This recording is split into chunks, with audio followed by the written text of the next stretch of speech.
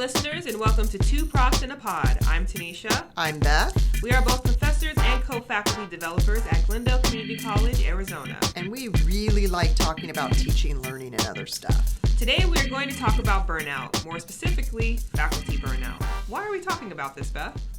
We are talking about burnout because it is the end of a semester.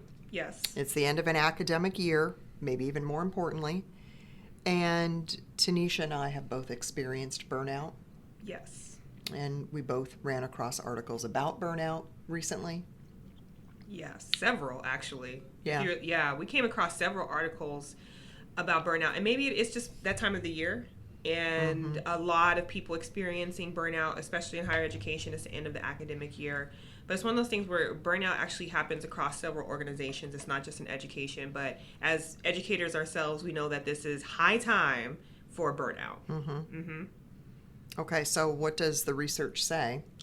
The research actually says several things about burnout as far as influences and a lot of other things, but I think it's most important to really start with the definition. You know, we love definitions, so Beth has a definition, I have a definition. So we'll start with Beth's definition first. So Beth, what was the definition you came across for burnout? I looked up the term in the Oxford English Dictionary, the best dictionary on the planet. Yes. And because I thought, well, it's such an interesting word, and I'm sure it has some kind of interesting historical meaning and change in meaning, and I was not disappointed. I was hoping for a little more drama, but so basically the term burnout means a complete destruction by fire, and that's a really interesting way to think about it when we think about what we commonly think of as burnout, right? Like, God, that's depressing. That's depressing and scary. That's scary. Complete destruction by fire. Ooh, it's grim. Yikes.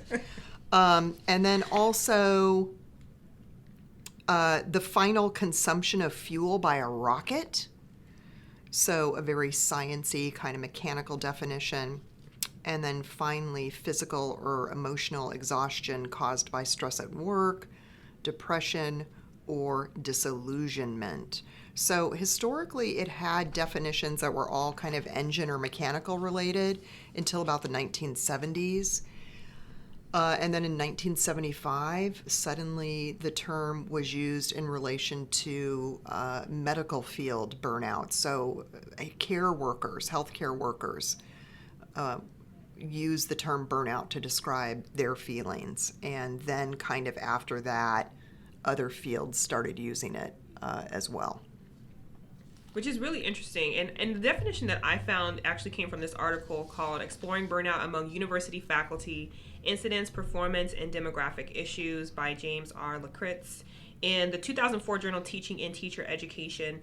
And Lakritz pretty much cited another source, so it was cited in this article that I came across.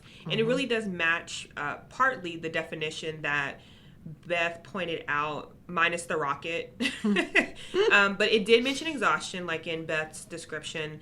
And also it mentioned how it's a long-term involvement in situations that are emotionally demanding, which I think is definitely education. It's very emotionally demanding.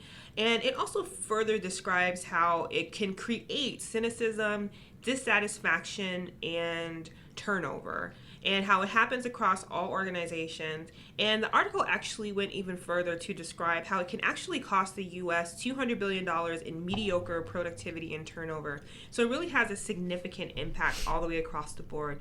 But I think the key theme that we're kind of seeing in this definition is this sense of exhaustion, right? Exhaustion. I guess where you just feel completely drained of like all effort, energy on multiple levels. And I think many people can relate to that. As you know, me and Beth mentioned earlier, we have both experienced burnout. I know when I experienced burnout, my burnout happened my first year as probationary faculty here at Glendale Community College.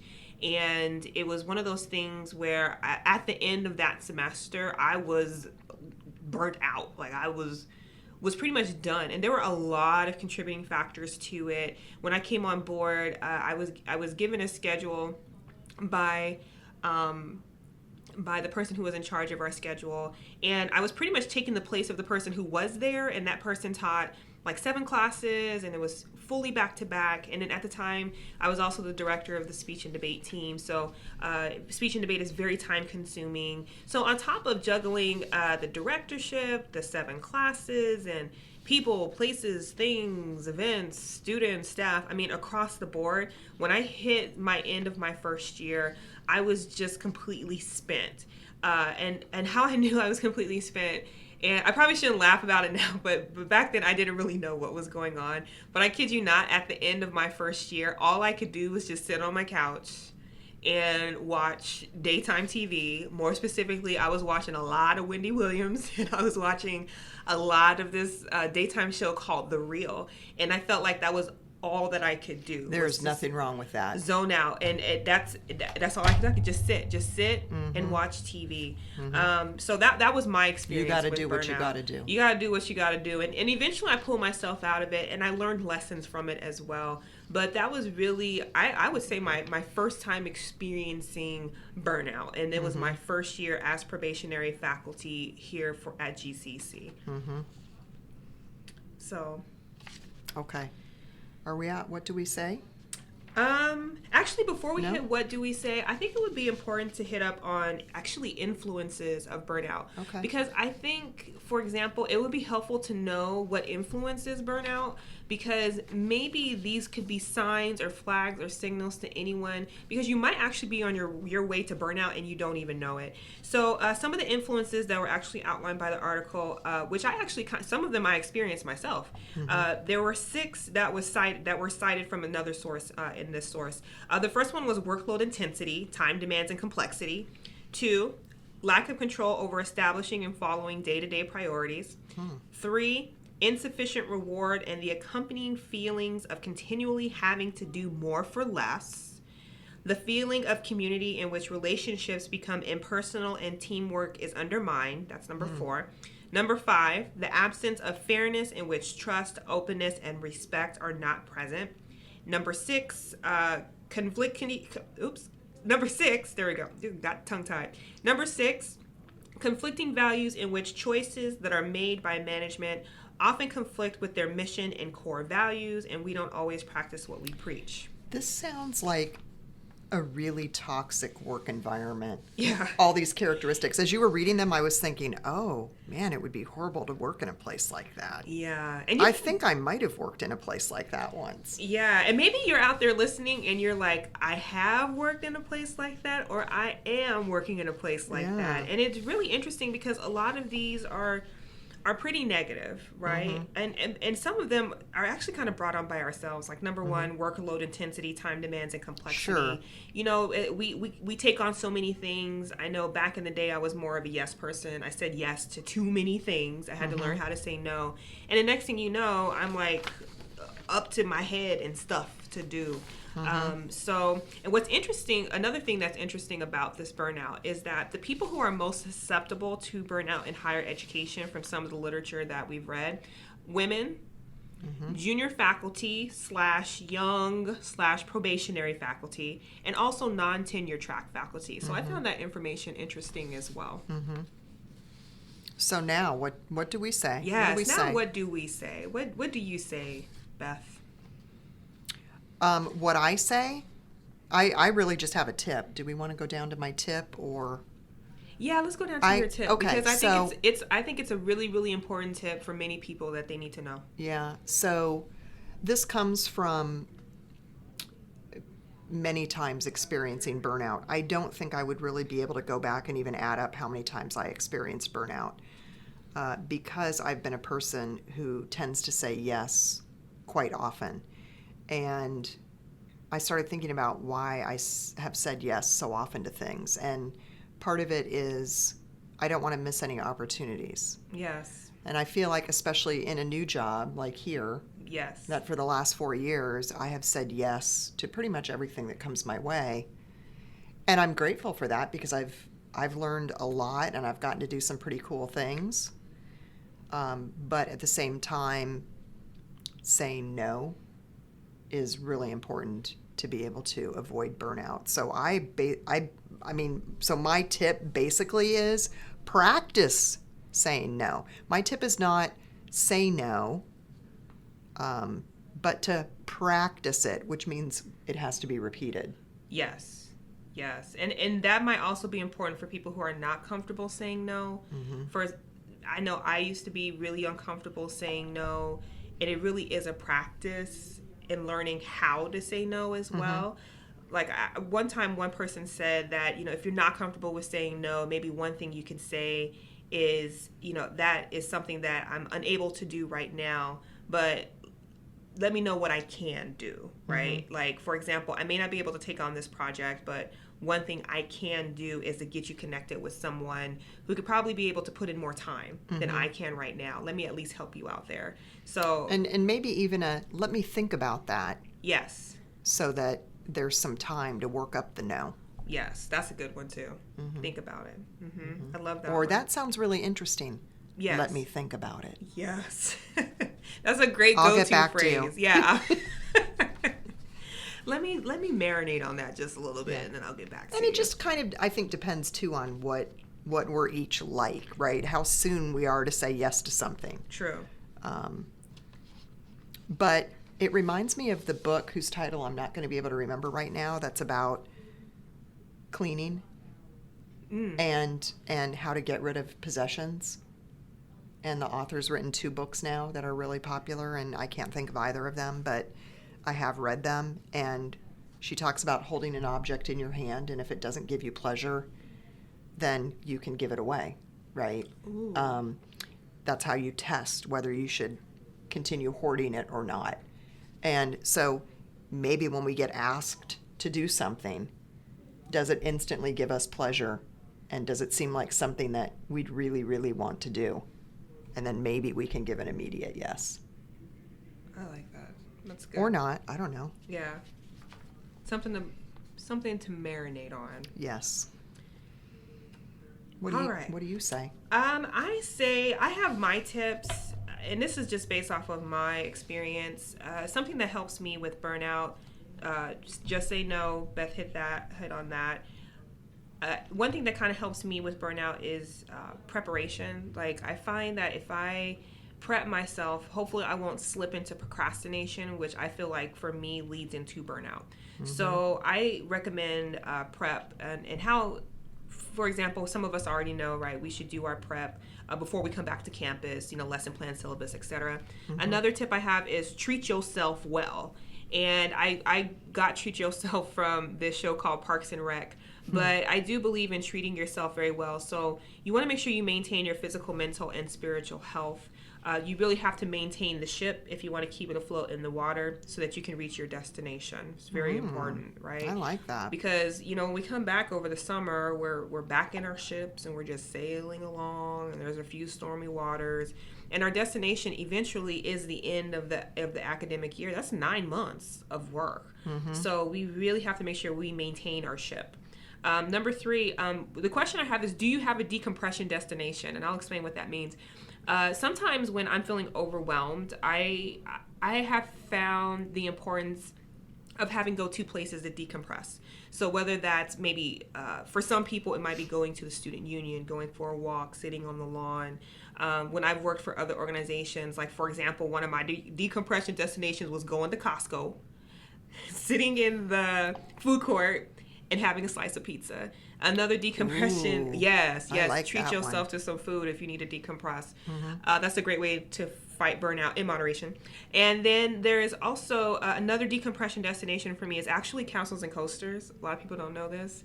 But Castles and Coasters, for our listeners, if you don't know what that place is, it's like this little amusement park where they have like an arcade and they have mini golf and they have go-karts and they have rides. We should say it's an Arizona amusement park, not a California amusement park. It's not Six Flags. No. But it's like a baby. It's like babies. Yeah, it's like baby mini Six Flags. Yeah, very baby. But it's small enough that, like, if you go on an off day, like, No one bothers you. You're just in, like, there are some days I've gone in there and it's just me, and I'll go and play this game called Area 51 where you shoot the aliens, or I'll play The Simpsons, or I'll play Teenage Mutant Ninja Turtles, and it's just me, and I'm getting tickets. Kung Fu Panda is my favorite. I love that one. So it's just a great way to decompress. So that's a helpful thing to have. Okay, I like that. Can I have a decompression destination of happy hour? I would think so. Okay. Right? Get some appetizers. In moderation? In moderation, right? Sometimes just being in a different time, place, space with friends and colleagues, or sometimes even just by yourself in just a different environment is very helpful as well. Okay. Absolutely. How are we going to avoid burnout? How we can avoid burnout, there's actually this article from the Chronicle of Higher Education, and they gave us 4 things that we could focus on. One, the first one was take time off, if only for an evening. That's helpful. Number 2, remember that your job is a job, even if you love it, right? Sometimes we're so passionate about what we do, we find ourselves working continuously, nonstop, but then we work ourselves into exhaustion, right?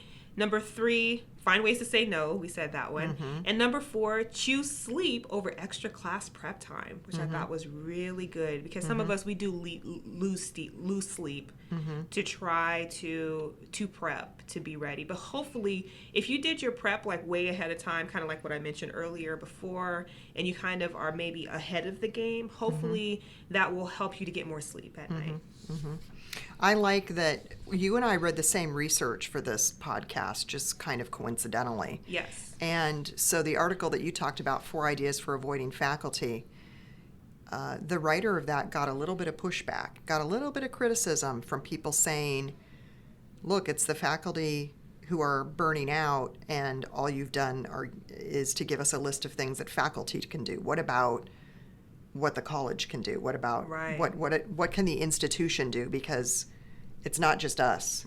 Right. And I thought that was really interesting. And I thought also that he said a couple of really important things when he responded to that. So he did respond to the criticisms, and he wrote a second article, 3 Ways Colleges Can Help Faculty Members Avoid Burnout, right? Yes. Yeah. And can we talk about that now? Yeah, let's talk about that. Do you want to go ahead and just share that? I really like the first one, right? Because the first one is treat all faculty members like faculty members. So, here at GCC, we have a lot of adjunct faculty. And so I think this is really important for us and I think we do try to do that. Yes. I know I really make an effort to try to do that, because when I was adjunct, I did feel like I was part of it because people treated me like a colleague, like a coworker. Right. So I try to continue to do that because I remember how it made me feel. So I thought that is one thing that, from top down, all of us can work on doing to help each other. Absolutely. And just to add to that, actually, there are several ways that you can make faculty members feel like faculty members. I think it was mentioned in some of the things that I read. Things like, for example, giving adjunct faculty, like, for example, a place to work. A workspace really goes a long way. Even having appreciations and acknowledgement. I know on our campus we do have an adjunct faculty appreciation night. So we try to recognize and honor the work that adjunct faculty do, because they are vital to our campus. Yeah. And what's number 2? So then he also said to take a universal design approach to faculty mental health, which basically means that we're not just targeting people who might be experiencing some mental health issues, but by making mental health a priority for everybody. And I think that's really important. And I think we do a pretty good job of that here on our campus. I feel like we do. And then finally, to support faculty work-life balance. And I think we both probably read a lot about work-life balance in these articles too, about burnout. Absolutely. Yeah. These are great ways that colleges can help faculty members avoid burnout. So good read. Love it. Okay. What's on our radar, Tanisha? What's on your radar? I have a couple of things on my radar. Number one, I started a new book. I'm currently reading 1984 by George Orwell. I know it's been out forever, just like Fahrenheit 451. I know I'm a little bit behind, but I'm clearly still riding on the dystopian future train. So I'm currently reading that, and I'll give you guys an update when I finish it. Another thing that's on my radar, Avengers of Infinity Wars. Went to go see that last Friday, and it was amazing, and it was emotionally intense. And it's interesting because before this movie came out, people were actually expressing Marvel burnout, which I thought was interesting and appropriate for this podcast. But I'm not there. Like I definitely not. I am on the Marvel train. Marvel is on fire, and it shows in the latest movie, and it was amazing. I'm not going to give you any spoilers because I don't want to ruin it for anyone who hasn't seen it. Maybe we can kind of come back to that topic, but it was amazing. It was emotionally intense, and I really, really appreciate it. And people talking about Marvel burnout, I'm not burnt out. I think it's fabulous. I don't even know how that would be possible. So I have 2 books coming up that are on my radar and about ready to land. I'm about ready to start them as soon as the semester gets over. And so the first one is Big Magic by Elizabeth Gilbert. You might know her from Eat, Pray, Love, which I never did read. So I'm excited to read this one. And I'm also going to be reading Robot Proof, Higher Education in the Age of Artificial Intelligence. And these are books that I'm reading with book groups here at GCC. So I'm pretty excited because I do read a lot of books just by myself and I don't talk to anybody about them. So I'm pretty happy to be reading and discussing with other people. That's great. That might be another podcast too. Maybe. Coming back to some of these books that I think individuals would be interested in. Okay. Mm-hmm. Okay. All right. So nuggets. We're going to leave you with some nuggets. So here's a nugget. Pay attention.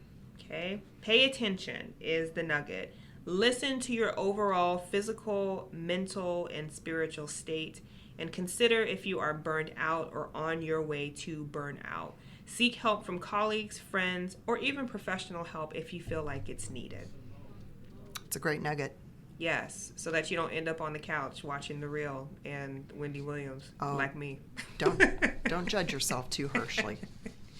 But I got through it, and I'm here, and I'm excited. Yes. See? You survived. Yes. Wow, that's all we really have for our listeners today here talking about faculty burnout. I'm Tanisha. I'm Beth. Thank you so much for joining us today on 2 Profs in a Pod. And join us when we discuss imposter syndrome.